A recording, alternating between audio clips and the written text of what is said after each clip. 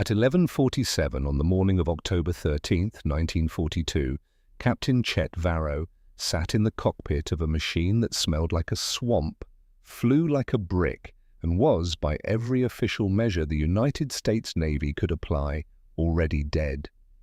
The air over Guadalcanal was not really air. It was heat and rot and moisture pressed together into something thick enough to chew.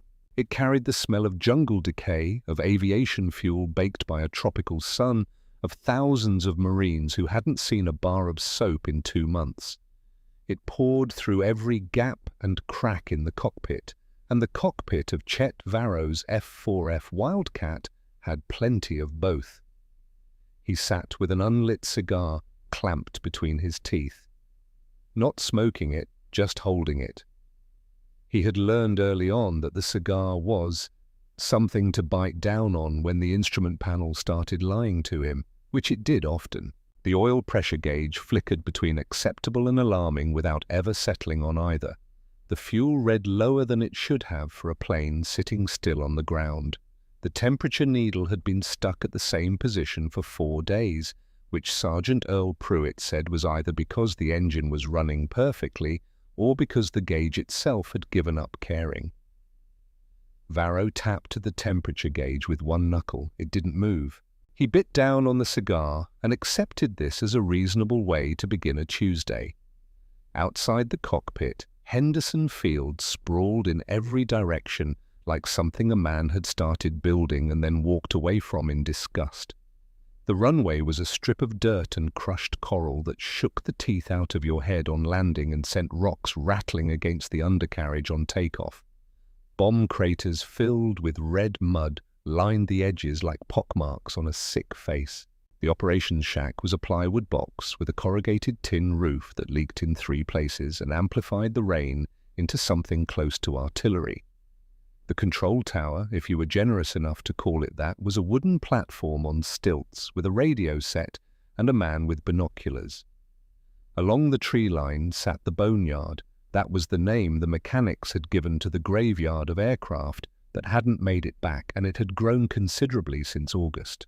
Fuselages split open like cracked eggs, tail sections bent at angles no engineer had designed for, propeller blades twisted into shapes that looked like modern sculpture if you squinted and tried to find something hopeful in it, wings stripped of their skin, ribs exposed to the rain, engines pulled and catalogued and stacked according to what was salvageable and what was not.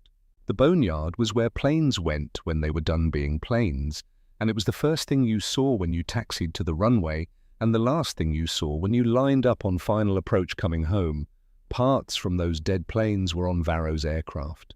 He knew this because Earl Pruitt had told him in the flat and unhurried way. Pruitt told him everything, standing in the pre-dawn dark with a flashlight held at waist height, going through the list without editorial comment because editorial comment was not something Pruitt did.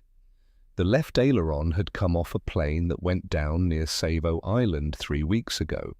The tail section was from a Wildcat that had caught fire on landing and burned to the wing roots before the foam crew got to it.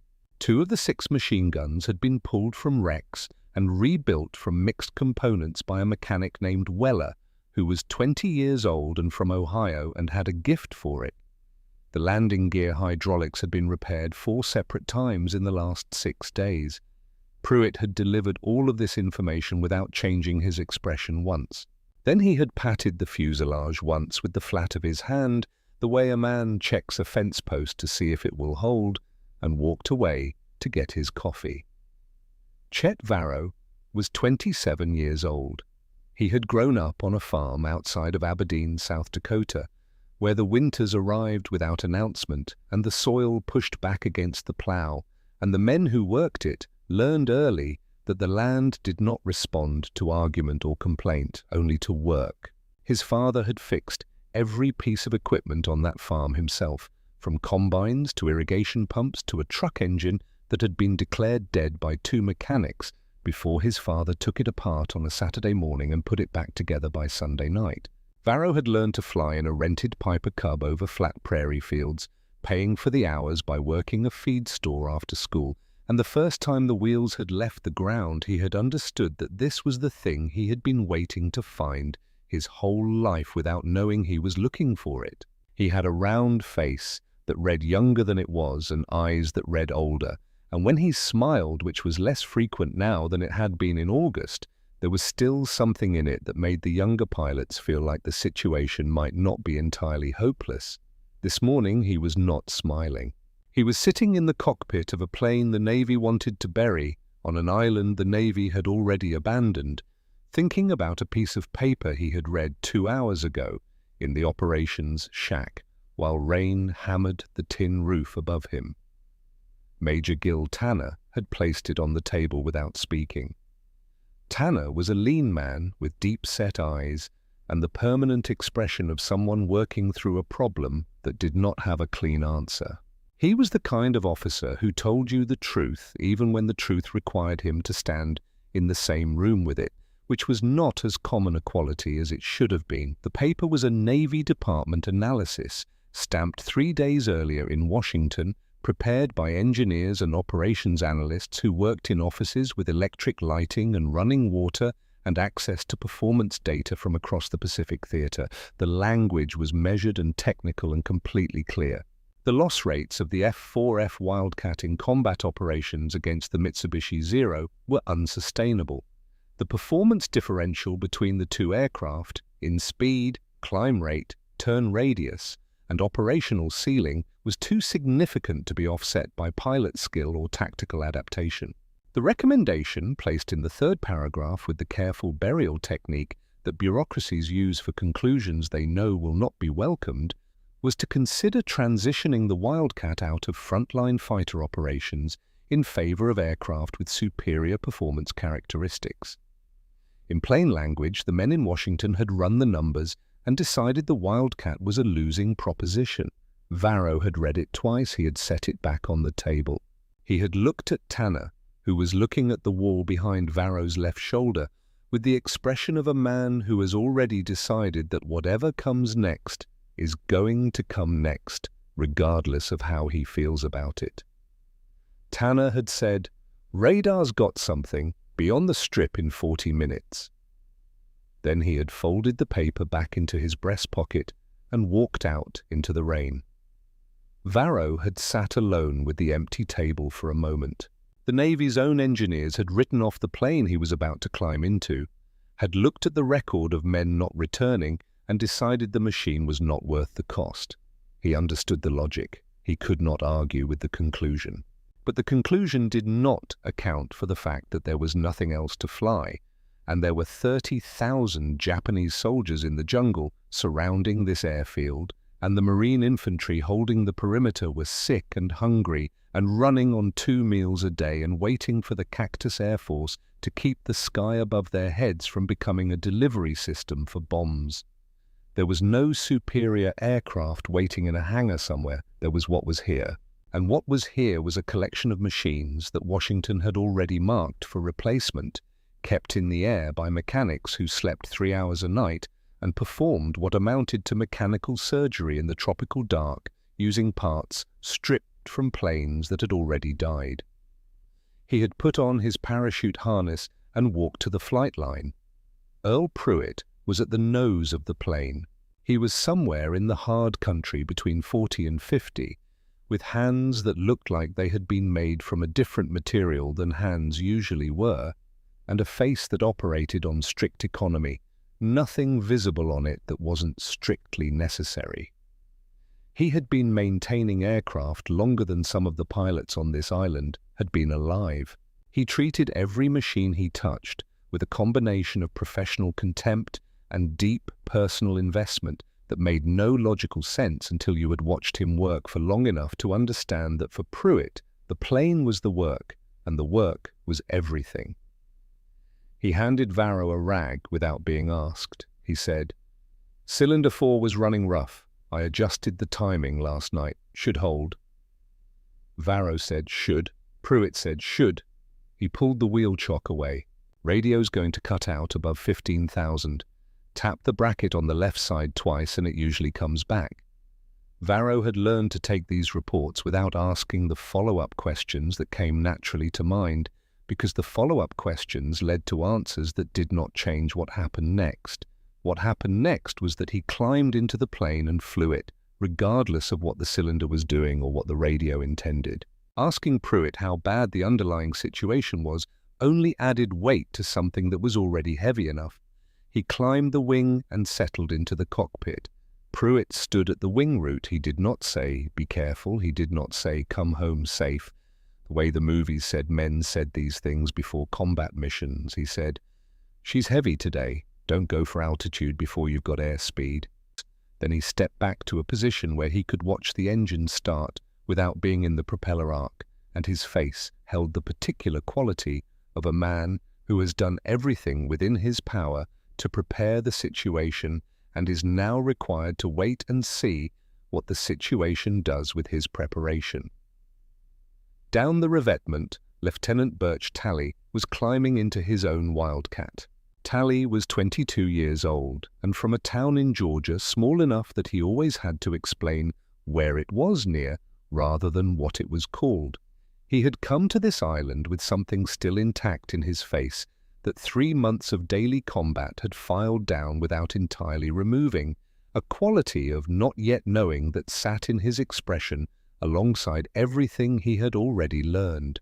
He caught Varro's eye across the distance and produced the half-grin, the version that Guadalcanal had reduced from what it used to be, and pointed 2 fingers at the sky.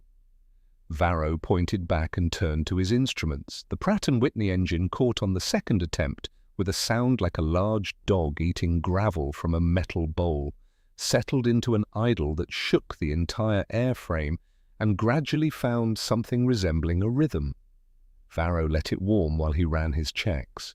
Magnetos, fuel pressure, control surfaces, the ailerons and elevator moving through their range with the stiffness of a machine that had been repaired too many times in conditions that were not designed for repair. He pushed the throttle forward. The Wildcat was not a machine that inspired confidence from the outside. It was short and wide and sat low on thick landing gear that gave it a crouching posture. Its nose was blunt and its body was wide, and when it moved on the ground it did so with a side-to-side roll that the mechanics called the Grumman waddle, a name that contained within it everything the plane was and was not. It displaced air through determined insistence rather than any pretense of grace. In the training manuals it was described as rugged. By the pilots who flew it daily against the Zero it was called the Tub, which was an affectionate name in the way that nicknames for difficult things are sometimes affectionate, carrying within them the specific warmth of having survived something together. The Zero it was fighting was something else entirely. The Mitsubishi Zero was a machine built from a different philosophy, one that had decided the highest form of a fighter was one in which nothing existed that was not essential to speed and maneuverability, and had followed that philosophy to its logical conclusion with extraordinary discipline. It was fast in the way that a thrown object is fast, clean through the air, turning on command with a responsiveness that American pilots had encountered for the first time over Pearl Harbor, and had not stopped thinking about since. It climbed like it was trying to get away from the ground. In a turning fight, a Zero pilot could put his aircraft anywhere he needed it to be with an ease that made the Wildcat feel like it was asking permission first. The Japanese knew this. They had broken into marine radio frequencies on more than one occasion to say so. They had called the Wildcat pilots orphans in their own language, and then in English, knowing the Americans were listening, they had told the Marines that no one was coming to rescue them, that the island would be their grave, that the Tub was a target, and everyone in it was already dead. They had said these things with the confidence of people who had looked at the performance charts and found the conclusion self-evident. The wheels left the dirt, and Varro felt the familiar lurch as the landing gear came up with its habitual complaint, a mechanical shudder through the fuselage that never entirely felt like it was going to stop being a shudder and start being something worse. Then the island dropped away and there was sky. At 12,000 feet the radio cut out. He tapped the bracket. It came back. Tally's Wildcat climbed alongside him to the left, paint worn back to bare metal along the wing leading edges, a long repair scar across the tail from a cannon, round 2 weeks prior, that the mechanics had addressed with sheet aluminum and sealant and declared flight-worthy in the particular way they declared everything flight-worthy on this island, which was to say they had done what they could and the rest was between the plane and its pilot. 2 more Wildcats came up behind them, exhausts trailing thin threads of black against the blue. At 20,000 feet, Varro saw the Japanese formation. They caught the sunlight before they resolved into individual shapes, silver flashes in the deep blue that became, as his eyes adjusted, a disciplined arrangement of aircraft flying with the ease of a force that expects no meaningful opposition. Bombers in a clean V formation at the center, Zeros ranging wide on the flanks, weaving in long, unhurried arcs, the patrol pattern of escorts who are present as a formality rather than a necessity, the kind of formation that speaks to fuel, to numbers, to the institutional confidence of a military that has been winning. He counted the zeros until counting felt beside the point and stopped. He keyed the radio. He said, "Tally-ho, Tally, take the right flank. I've got the lead bomber." Tally's voice came back level. "Copy, Skipper." And the plan was the only plan that worked, and they both knew it. You did not turn with a zero. You did not try to climb with a zero. You did not give them the kind of fight they had prepared for, the wheeling aerial duel where the more agile aircraft always held the advantage, and the Zero was more agile than anything else in the sky over this ocean. What you did was point your nose at them and commit. You used the weight of the tub as a weapon. You let the heavy, slow, officially written-off machine trade altitude for speed until the dump truck became a falling piano, and you flew it straight at the enemy formation and you did not pull away. Varro rolled the Wildcat inverted and dove. 2 Zeros broke from the escort pattern immediately to intercept, rolling toward him with their noses tracking his descent, and he saw the wing guns flash as they opened fire. The impacts came in quick succession, a series of hard metallic blows across the fuselage and wings, and then a heavier sound from directly behind his head as something struck the steel plate bolted behind the pilot's seat and rang it like a bell being struck with a hammer. He did not pull out. He flew into it. This was Twist 1 come alive. This was what the men in Washington had not calculated for, because it was not on any performance chart they had prepared. The plate behind Varro's seat weighed considerably more than the Zero's engineers had ever considered putting in their aircraft, because the Zero's engineers had made a different decision at a fundamental level. They had traded protection for performance.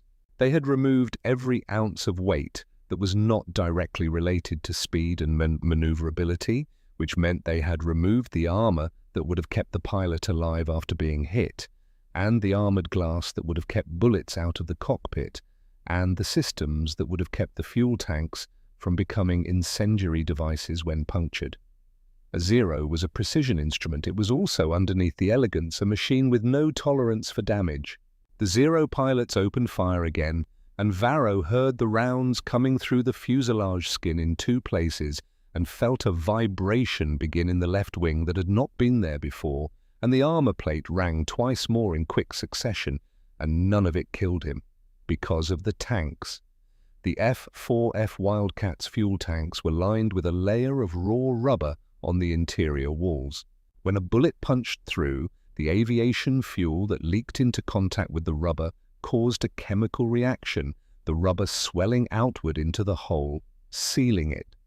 Not perfectly, not permanently, but well enough. The principle was not sophisticated. It was the kind of solution that a practical man working a practical problem arrives at when the objective is not elegance but survival.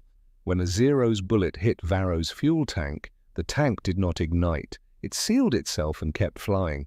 Varro pressed the trigger, and his 6 guns fired in a sound less like individual weapons and more like something being torn at high speed, and his tracers walked across the nearest Zero's fuselage toward the wing route and found the main spar, which had no armor around it and no redundancy built into it, because redundancy weighed something and weight had been the enemy of everything the Zero's designers had valued. The wings separated. The Zero came apart in a bloom of fire and aluminum that expanded and then dissipated almost instantly in the slipstream, and Varro flew through the outer edge of the debris cloud and felt pieces of the destroyed aircraft striking his wings and a smear of oil cross his windscreen and pulled back hard on the stick. The Wildcat climbed. It climbed with effort, the way it always climbed, arguing with gravity every foot of the way. The engine was running hot. The left wing vibration had not resolved. There were holes in the fuselage that had not been there 20 minutes ago. The armor plate behind his head had taken 4 rounds that would have otherwise found the back of his skull. He leveled off and looked out at the sky around him. The Japanese formation had broken. Bombers scattering without the disciplined V they had arrived in. Zeros turning to engage, some of them pulling into climbs that would bring them down from above, the preferred attack angle, the one that gave them every advantage. Varro checked his fuel, he checked his guns, he looked at the oil smear on his windscreen and looked through it at the bombers below him that were still heading for Henderson Field, for the Marines on the perimeter, for everything down there that could not defend itself from above. He pushed the nose over and dove again. The tub that would not die was just getting started. The Japanese were punctual. You could set your watch by them, and the Marines at Henderson Field had learned to do exactly that. Every day at noon, the Tokyo Express came down the slot from Rabaul, and every day the Cactus Air Force went up to meet it, and every day the ratio was the same. More of them than us, better planes than ours, and yet somehow, at the end of each day, the airfield was still there. But the Japanese were patient in the way that large forces can afford to be patient. They had been embarrassed in the air, so they decided to settle the matter from the sea. Chet Varro was in his cot at 01:33 on the morning of October 14th when the world ended. He did not hear the shells coming. The first thing he heard was the impact, a sound so large it was not really a sound at all, but a physical event, a compression of air that hit him in the chest before the noise registered in his ears. He was off the cot and moving before he was fully awake, instinct pulling him toward the entrance of the dugout while his mind was still assembling the information. Outside, Henderson Field was on fire. The battleships Congo and Haruna had positioned themselves off the coast in the dark, and their 14-inch guns were now delivering a lesson in the difference between air power and naval power. A 14-inch shell weighs as much as a compact automobile. It does not pierce a target so much as it erases it. The Japanese fired 900 of them over the next 90 minutes, and each one that hit the airfield deleted a piece of it from existence. Varro made it 20 feet toward the flight line before Major Gil Tanner grabbed him by the arm and pulled him back. Tanner said, "There's nothing to save out there right now." Varro said, "The planes," Tanner said, "get in the hole, Chet." He said it the way a man says something he has already decided is not a request, and Varro got in the hole. The dugout was 6 feet deep and covered with sandbags and corrugated metal that felt entirely inadequate against what was happening above it. 8 men sat in the dark with their knees pulled up and their hands over their ears while the ground shook in continuous waves. The aviation fuel dump went up 20 minutes into the bombardment, a detonation that sent a column of fire high enough to be seen from ships 12 miles away, and the light from it leaked down through the gaps in the sandbags and painted the men in the hole in pulsing orange. Nobody spoke. There was nothing useful to say. Varro sat with his back against the dirt wall and listened to his airplanes being destroyed above him. Somewhere during the second hour he thought about Earl Pruitt. Pruitt was not in the dugout. Varro had registered this in the first minutes without fully processing it, the way you notice an empty chair at a table before you think to ask where the person went. He looked around the faces in the pulsing orange light. Tanner. Tally, white-faced and still. 3 other pilots he knew. 2 ordnance men, not Pruitt. He told himself Pruitt had found another hole. There were other dugouts on the field. Pruitt was a man who had been doing this long enough to know where to go when the world started coming apart. He was fine. Varro bit down on his unlit cigar and watched the sandbag ceiling shake and told himself this until the guns stopped. The silence that followed the bombardment was its own kind of violence. The ears had been so full of noise for so long that the absence of it felt wrong, felt like a held breath. Men came out of holes all across the airfield and stood in the pre-dawn dark and looked at what was left. Henderson Field looked like the surface of the moon.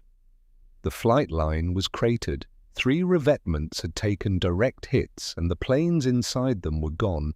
Not damaged, but gone, replaced by smoking holes in the earth.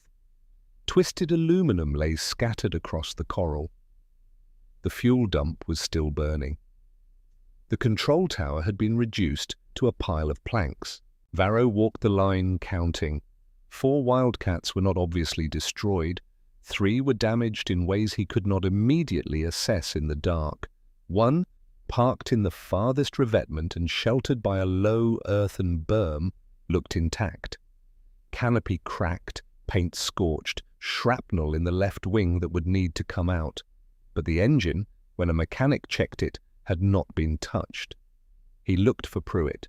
He asked a ground crewman named Weller, a 20-year-old from Ohio who knew every mechanic on the field by name. Weller looked at the ground for a moment and then looked back up and said it straight, because there was no kind way to say it. Pruitt had been in the hangar.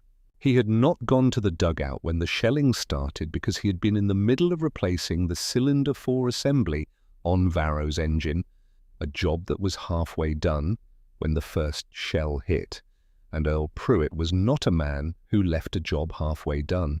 Weller said this without embellishment, the way the dead are described by people who knew them best, through the last thing they did. Varro stood with this for a long moment. Then Weller held out a piece of paper. Folded and left on the forward cowling of Varro's plane, tucked under the engine access panel where it would stay dry. Written in pencil in Pruitt's cramped economical handwriting, the handwriting of a man who had never wasted anything in his life, including words, it said, "Cylinder 4 fixed. Don't waste it. No name, no date, no farewell." Just the information and the instruction, because Earl Pruitt had fixed the problem and communicated what needed to be communicated and then gone back to work. Varro folded the paper once and put it in the breast pocket of his flight suit, against his chest. He pressed his hand flat against the outside of the pocket for a moment and felt the paper through the fabric. Then the radar shack called in a contact. 50+ aircraft inbound, bearing north-northwest. Estimated time of arrival, 22 minutes. Tanner appeared at his shoulder. He said, "I've got 4 planes that can get airborne, maybe, and about 8 pilots who can stand up straight." Varro said, "I need fuel." Tanner said, "The main pump is gone. You'd have to hand carry it from the reserve drums." Varro said, "Then we carry it." He turned and looked at Birch Talley, who was standing 10 feet away with smoke on his face and his helmet hanging from his hand. Talley was not grinning with half his mouth this morning. He was simply looking at Varro the way a young man looks at someone when he needs to know what happens next. Varro said, "Get the others, tell them we're going up." What followed was not a military operation, it was a junkyard resurrection. They hand-carried aviation fuel in 5-gallon cans from the reserve drums at the far end of the field, filling tanks by bucket and funnel while aftershocks from the bombardment were still rolling through the ground. They pulled shrapnel from the wing of the 3rd Wildcat with pliers while the engine was warming up. The battery cart that started the engines had been destroyed, so they hand-cranked the starters, 2 men on each crank turning hard in the hot morning air until the engines caught. Tanner stood at the edge of the runway and watched all of this. When Varro taxied past him in the last plane, Tanner said something into the radio. Varro's set cut it to static, but Talley heard it and reported it afterward. Tanner had said, very quietly, "That's not a squadron, that's a funeral." He had not said it to anyone in particular. He had said it to the air, the way a man speaks when he wants the record to reflect that he understood what he was watching. Varro taxied around a fresh crater, clipped the corner of a sandbag wall with his left wingtip, corrected, and pushed the throttle to the stop. The Wildcat lifted off trailing dust and exhaust, and Varro pulled back hard and climbed, the engine doing what Pruitt had stayed up all night to make it do, the cylinder 4 assembly running clean and strong and exactly as intended. At 15,000 feet, he looked left and right and counted 4 planes, 4 cracked canopies and scorched paint and shrapnel holes climbing into the sky to meet what the radar said was 50-plus aircraft. He saw the formation at 20,000 feet. The Japanese bombers were flying low and loose, the confident posture of a force that believed the airfield below had been neutralized. Their Zero escorts wove in wide, unhurried arcs. Nobody in that formation was afraid of anything. Varro watched them for 3 seconds and then tipped his nose over and dove. At 400 miles per hour, the Wildcat stopped being a slow, ugly, officially condemned fighter and became a very specific kind of problem for whatever it was pointed at. Varro lined up on the lead bomber and fired at 200 yards and watched his rounds walk through the left wing route. The wing folded. The plane went straight down. He pulled up hard and rolled to find the next target, and that was when he saw the Zero coming down from above and behind in the ideal firing solution. The Zero pilot opened fire. Varro felt the impacts across the top of the fuselage, felt the armor plate ring twice in quick succession, felt something hit the left wing hard enough to kick the whole plane sideways. He did not brake. He kept his nose on the bomber below and fired again. The Zero fired again. More hits, more ringing from the armor plate, a new vibration in the airframe that had not been there before. The Wildcat did not catch fire. Did. The Zero fired a third burst, and then something happened that Tally witnessed from 200 yards and described afterward with the precision of a man who needs to be believed about something that sounds improbable. The Zero broke off, not because it had run out of ammunition, not because it had been hit. It broke off and turned away and climbed hard, as if the act of repeatedly hitting an airplane that refused to fall had crossed some internal threshold the pilot had not known he possessed until he reached it. Tally's voice came over the radio. He said, "Skipper." He just turned away. "They're scared of us." Varro said, "Good." The engine running clean on Pruitt's cylinder. The paper against his chest. "Keep going." The battle lasted 40 minutes. The Japanese formation commander would describe the result in his report as unexpected. 4 American fighters, visibly damaged from the previous night's bombardment, had disrupted the bombing run, destroyed multiple aircraft, and refused every tactical invitation to engage in the kind of turning fight that should have ended them in minutes. They had flown like men with nothing left to lose, which was exactly what they were. When Varro brought his plane down and cut the engine and the silence came back, he sat in the cockpit without moving. The smell of hot metal and oil was everywhere, and under it the faint trace of Pruitt's hands, the particular residue of work done by someone who knew what he was doing. Tanner appeared at the wing route and looked up. He said, "4 confirmed today." Varro climbed out. His legs were unsteady on the wing and he held the canopy rail until they found themselves. He said, "How's Tally?" Tanner said, "Shaken, but fine." Varro nodded and looked down the flight line at the scorched, battered remnants of the Cactus Air Force. He thought about the Zero that had turned away and what it means when the man trying to kill you starts to hesitate. That gap, narrow as it was the only gap that mattered. Tomorrow would be worse. The mathematics said so. The intelligence report said so. Varro bit down on his unlit cigar and started walking. The math had been wrong before. November came to Guadalcanal the way everything came to Guadalcanal, which was without asking and without mercy. The malaria that had been working through the men of the Cactus Air Force for months reached the stage where it stopped being a background condition and started being a primary one. Men flew with fevers that would have hospitalized them anywhere else in the world. The island did not offer the option of being sick and resting because the radar did not take days off and the Tokyo Express ran on a schedule that had no interest in anyone's body temperature. Chet Varro had lost 30 pounds since August. The flight surgeon, Lieutenant Commander Aldous Webb, had weighed him and written the number down and shown it to him with the expression of a man presenting evidence in a case he expected to lose. Varro had looked at the number and asked when the next contact was expected. Webb said, "That's not the conversation I'm trying to have with you, Captain." Varro said, "I know, when's the contact?" Webb let him go because Webb understood, as all of them understood, that the mathematics of this island did not bend for human bodies. There were not enough pilots. There had never been enough pilots. Every man who could still walk to a plane was a man who flew, so Varro flew. He flew with the folded paper in his breast pocket every single mission. He did not take it out between flights. He did not need to read it again because he had memorized it after the second reading, and the point was not the words. The point was the weight of it, the specific weight of a piece of paper that a man had written in the dark while the world was coming apart because a job was unfinished and some information needed to be passed along before whatever came next. Through October and into November the count climbed. 14, 17, 21. The Japanese formations changed in a way Varro noticed and Tanner confirmed with intelligence reports. The veteran pilots, the ones who had been flying since China, the ones with the accumulated instincts of years of combat, were not coming back in the same numbers.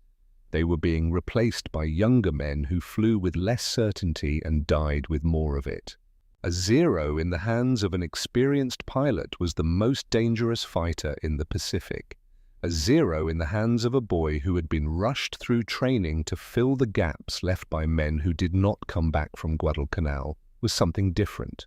It was still fast. It still turned beautifully. But it hesitated at the wrong moments. It flinched. The Cactus Air Force was not winning because their planes were better. They were winning because they were grinding down something that could not be replaced. He was at 23 when the orders came. Tanner walked into the operations shack and sat down across from him and did not say anything for long enough that Varro put down his fork. Tanner said, "Webb filed a medical report. It's not optional this time. They're pulling you out on Thursday's transport." Varro said, "Tally needs a lead." Tanner said, "Tally's a good pilot." Varro said, "He's 22 years old." Tanner said, "He was 22 when he got here too." This was true and Varro knew it, and it did not make the thing easier. He said, "I'm not done." Tanner said, "I know," he said, 23. Tanner reached into his breast pocket and placed a folded sheet of paper on the table between them. Different from the one Varro carried, it was a signals intercept, transcribed and stamped from 3 days prior. Varro read it once. It was a Navy Department internal communication, not a commendation, not a press release, a bureaucratic query directed to Tanner's unit asking for verification of kill tallies because the operational record showed an unusual concentration of confirmed victories achieved in aircraft whose maintenance documentation was, and these were the exact words they had chosen, non-standard. Non-standard. That was the term the Navy Department in Washington had selected for planes held together with boneyard parts and soup can metal, and the last repair of a man who had not gone to the dugout. The same department that had circulated the report recommending the Wildcats' withdrawal from frontline service was now quietly questioning whether the record built on that front line, in that plane, was properly supported by paperwork. Varro read it twice. Then he set it back on the table between them. He said, "They wanted the plane gone in October. Now they want the number too." Tanner said nothing. Varro said, Did you respond? Tanner said, I told them the kills were witnessed, confirmed and signed by every pilot in this squadron. I told them the plane was real, even if the paperwork wasn't. I told them the man who kept it flying was buried on this island and his name was Earl Pruitt, and that they were welcome to come down here and tell me to my face that the record didn't count. He picked up the intercept and folded it back into his pocket. Haven't heard back. The rain came down on the corrugated roof.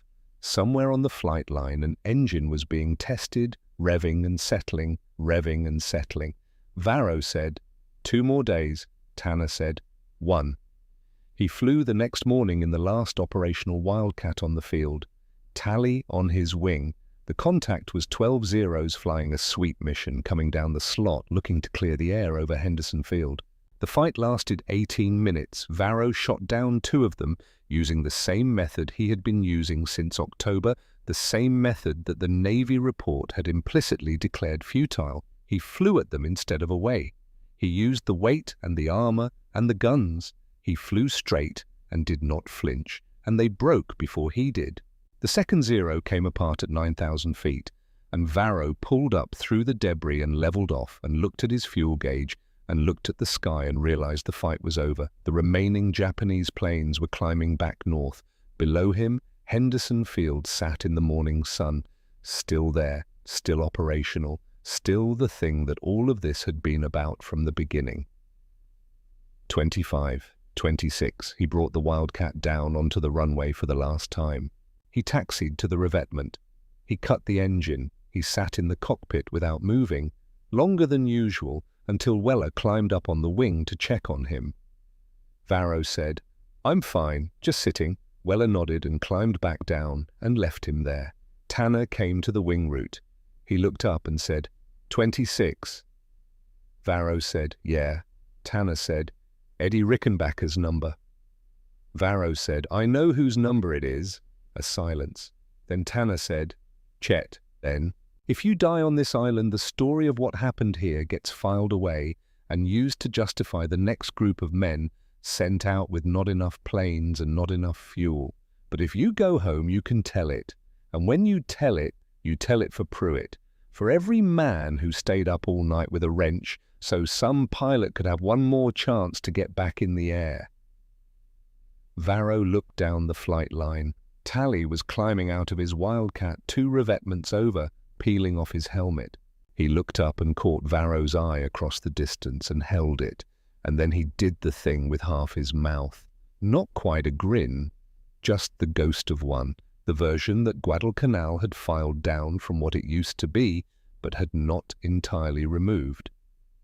Varro gave him a single nod, then he climbed down from the wing and walked to the medical tent. Thursday morning came in grey and wet.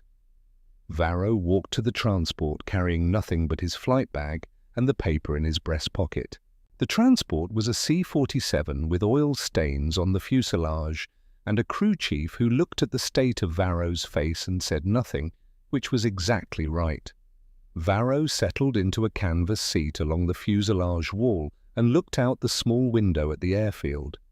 He could see the boneyard from here, the pile of stripped aluminum at the edge of the jungle, growing throughout these months as planes came back in pieces or did not come back at all.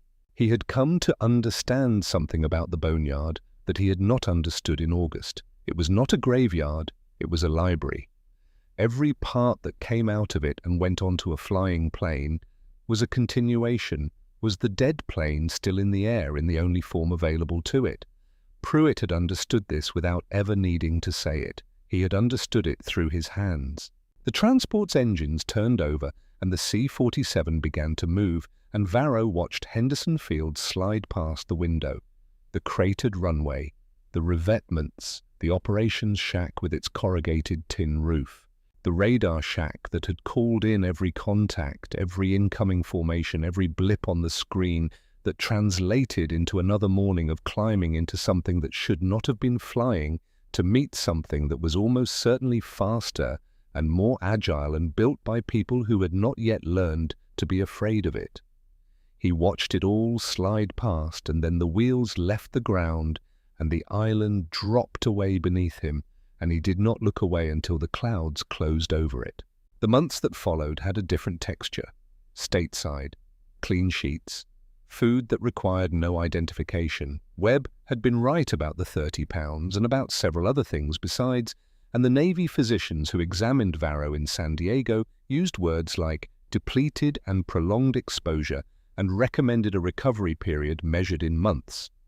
He spent part of that time in front of audiences, Bond rallies and civic halls because 26 was a number that translated easily into headlines, and the war needed its numbers. He stood at podiums and spoke about the Cactus Air Force and the men who had held the line on a rotting island with borrowed planes and insufficient fuel. And the audiences were moved and bought bonds and felt the war come closer through his words. But the talk he gave that he meant most was not at a podium. He went to the Grumman plant on Long Island in the winter of 1943, and they put him on the factory floor. He walked the assembly line and talked to the men and women who built the planes. He talked to the welder who put the armor plate behind the pilot's seat. He talked to the woman who fitted the self-sealing rubber into the fuel tank walls. He talked to the man who torqued the bolts on the landing gear assemblies, who looked at his hands while Varro spoke, and then looked up and asked if it really worked, the self-sealing tanks, if they really stopped the leaks. Varro said, "I came home." The man looked at him for a moment and then looked back at his hands and went back to work, and Varro understood that this was what he had come to do, not to address crowds, to say that sentence to that man. He told them about Pruitt, not as a speech, just the facts of what happened. A man in his 40s had stayed in a hangar in the middle of a naval bombardment to finish a repair on a cylinder assembly because the pilot was going to need it in the morning and the job was not done. The cylinder held. Varro did not say what the note said. He did not need to. The workers on the floor had gone quiet while he talked, the assembly line still moving around them, and when he finished, a woman at the fuel tank station turned back to her work without looking up and said, "We'll make sure the next one holds too." That was all. The legacy of Guadalcanal did not fit neatly into official accounts, which is how real legacies usually work. The planes that Washington had recommended withdrawing from frontline service went on to fly throughout the Pacific until better aircraft arrived to replace them. The tactics developed by men who had no choice but to invent new ways of fighting became doctrine. The lesson that the Japanese could not replace their veteran pilots, a lesson written in the skies above Henderson Field by 4 cracked and scorched wildcats flying into formations of 50, shortened the war in ways that no single engagement can be made to account for. Durability is a weapon. This is the lesson that the performance charts do not record, and the Washington reports do not recommend, and the men who flew the tub into the sky over Guadalcanal understood in the only way you can understand something true, which is by living it. Chet Varro came back to South Dakota after the war. He worked the land and raised a family and lived a long and quiet life among people who knew the general shape of the story without knowing all of it, because he was not a man who required an audience for the things that mattered most to him. When people asked how it was done, how 4 junkyard planes and a handful of sick Marines had held the line against the finest naval aviators in the Pacific, he always gave the same answer.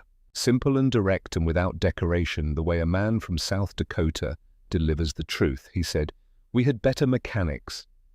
And he meant it as the highest honor one man can pay another. Not better in the technical sense, better in the sense of a man who stays at his post in the dark because the job is not finished and someone is going to need it in the morning. That is the kind of better that wins wars, the kind that doesn't appear on any chart. The kind that cannot be written off by any department in any building in Washington because it does not exist on paper at all. It exists in the work and in the people willing to finish it.